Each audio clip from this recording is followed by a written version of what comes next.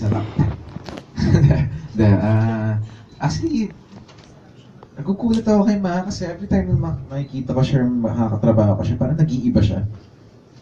Hindi ko alam kung parang siya nagtra-transform in a good way. Parang, ewan ko kung sinasaniban ba siya.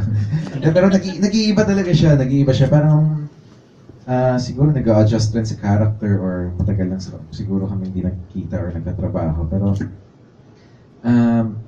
ayun, better. You know, I like, parang mas enjoy akong katrabaho ko siya sa mga ganitong klaseng pelikula dahil last time ko siya nakatrabaho sa bahay ko nun.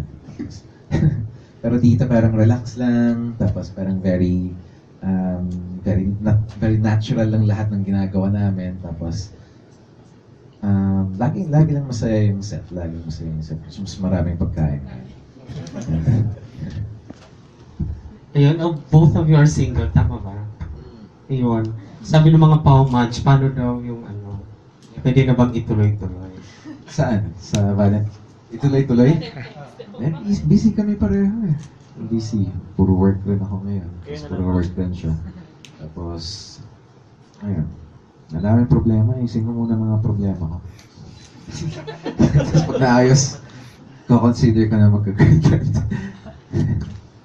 It's your choice to be single muna. Choice talaga ngayon. Choice.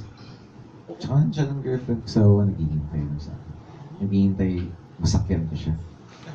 Hindi, motor. Grabe, makareact sa motorsiklo. Ha? Secret na.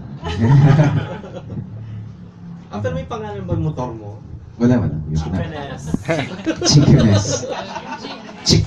Hindi kasi the last time nakausap ka namin, you're dating, tapos ngayon you're officially saying you're single. Well, yeah, date. Siguro, parang you wanna see you wanna consider kung kaya, pero dami ko talagang problema. Isip ko muna. Okay.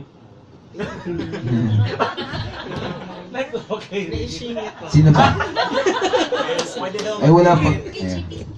Tsaka wala pa nagtatanong sa third row.